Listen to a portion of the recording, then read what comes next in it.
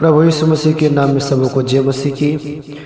Bible रहस्य वचन में आपका स्वागत है एक बार फिर से। तो मैं परमेश्वर के वचन को आपके बीच में रखना चाहूँगा।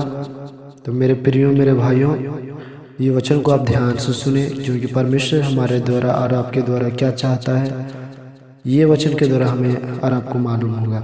आए हमें समय न गवाते हुए छोटे से प्रार्थना करें। प्रभु हम धन्यवाद देते हैं सुंदर समय को। प्रभु तूने हमें वचन को बताने के लिए प्रभु एक समय दिया। खुदावंद तेरे धन्यवाद देते हैं। मैं विनती प्रार्थना करता हूँ पवित्र परमेश्वर, ये वचन जितने भाई बहन और माता चाची पास पहुँचेंगे प्रभु जी, उन सबों को सुनने में प्रभु जी हृदय छिद जाए और वचन को सुनकर जीवन को बेकित करने का। खुदावंद तेरे हाथों में समर्पण करता हूँ, आशीष अनुग्रह करें तेरा हाथों सबसे यीशु तेरे नाम से, आमीन। तो हाँ मेरे प्रियो, ये आया वचन को हम ध्यान से सुनेंगे। तो आप लोग निकाल लीजिएगा मत्ती रचित सुसमाचार अध्याय 21 और उसका 17 वचन से हम पढ़ेंगे। उसके उसके 18 वचन का हेडिंग इस प्रकार से लिखा हुआ कि फल रहित अंजीर का पेड़। तो हम समय न गवाते हुए 17 वचन से हम पढ़ेंगे। तो सब लोग बाइबल को निकाल लीजिए। तब वह उन्हें छोड़कर नगर को कि बाहर बेतनिया को गया और वह रात बिताई। जब यीशु मसीह वहां से उन्हें छोड़कर नगर के बाहर बेतनिया को गया और वहां रात बिताई। जब यीशु मसीह वहां रात बिता चुका था, जब सुबह हो चुका, तब वो कहाँ का, जब 18 वचन में यहाँ पढ़ेंगे तो क्या बोल रहा है वचन, वह भोर को वह उस नगर को लौट रहा था। कहाँ से? बेतनिया से यीशु मसीह क्या कर रहा था? लौट रहा था। तो उसे भूख लगी। तब क्या हुआ था? उसे भूख लगी। यीशु मसीह को क्या हुआ? भूख लगी। और सड़क के किनारे अंजीर का एक पेड़ देखकर वह उसे पास गया और पत्तों को छोड़ उसमें कुछ ना पाकर उसे कहा। यीशु मसीह उसमें देखा, पत्तों को देख मतलब फल को खोजने गया, लेकिन फल उसमें नहीं मिला क्योंकि उसमें सिर्फ पत्तों था। उस पत्तों को देखकर यीशु मसीह ने कहा, अब से तुझ में फिर कभी फल ना लगे। और यीशु मसीह उससे समय क्या हुआ? उस फल को क्या बोला कि इसमें तुम में क्या होगा? कभी फल ना लगे। उन्हें क्या बोला? शराब दिया कि तुम में अभी कभी फल ना लगे। और अंजीर का पेड़ तुरंत सूख गया। मेरे प्रियो, अंजीर का पेड़ उसी क्षण क्या हुआ? सूख गया। मेरे प्रियो मेरे भाई, आपको ऊपर परमेश्वर की दया है, आपके ऊपर परमेश्वर का अनुग्रह है, जो परमेश्वर आपको इस दुनिया में जीने का एक मौका दिया।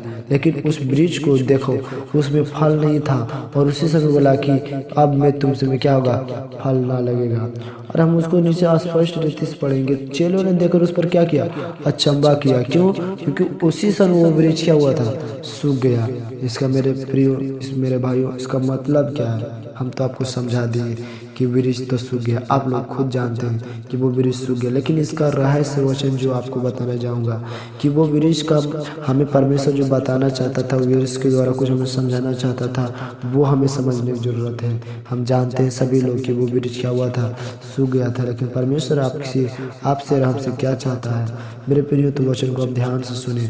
परमेश्वर जब उस वृक्ष को देखा कि उसमें फल नहीं है और उसी समय बोला और क्या हुआ? सूख गया। मेरे प्रियो, परमेश्वर ने इस दुनिया में हम सबों को बनाया है और वो अपने स्वरूप अपने समानता में बनाया है। और परमेश्वर हम लोगों को इसलिए बुलाया है ताकि हम उसके कामों को जाने, उसके कार्य को पहचाने। जिस प्रकार परमेश्वर के वचन में लिखा कि अपने बुलाहट को पहचान और उनके अनुसार तो जीवन चल। तो मेरे प्रियो, हम जिस बुलाहट से बुलाए गए, जिस कार्य के लिए बुलाए गए, उसी प्रकार से हमें चलना। इसका मतलब जो जीवन परमेश्वर ने दिया है, वो जीवन से परमेश्वर को हमें फल देना है। अगर हम परमेश्वर को जीवन से अपने जीवन से फल नहीं दे पाए तो परमेश्वर हमें क्या करेगा?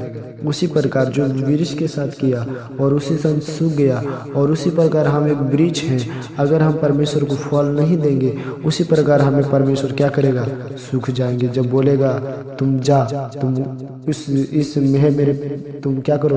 तुमने मेरे वचन को नहीं माना, तुम मेरे बातों को नहीं माना, इसलिए तुम क्या करो? जाओ उस जिसके लिए मैंने शैतान के लिए तैयार किया था, उसी में तुम चले जाओ।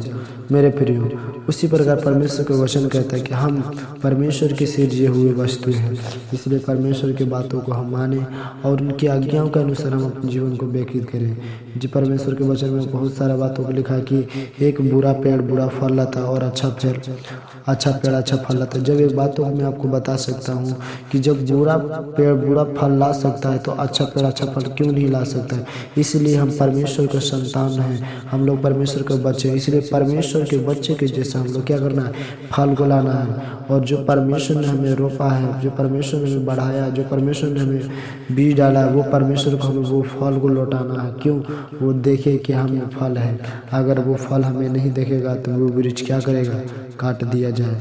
मेरे प्रिय, मैं बातों को समझा कर वचन को समाप्त करूंगा। अगर आप किसी वृक्ष को मतलब कि बढ़ाए हैं, उसे हर समय समय और पानी दिए, अगर वो वृक्ष कम से कम 5 से 10 साल तक फल ना दे, उस वृक्ष को आप क्या करेंगे? ज़्यादा देर तक अपने खेत में, अपने घरों में नहीं रहने देंगे, अपने आंगनों में नहीं रहने देंगे, क्योंकि उस वृक्ष हमें फल नहीं देते। इसलिए उसी समय हम उसे क्या करेंगे, काट देंगे। कम आप लोग सोचेंगे फिर बातों को, कम से कम तो जलावन में काम आएगा। मेरे प्रिय, उसी प्रकार हम लोग हैं, अगर परमेश्वर को समय पर फल नहीं देंगे तो हमें भी क्या करेगा, काट डालेगा।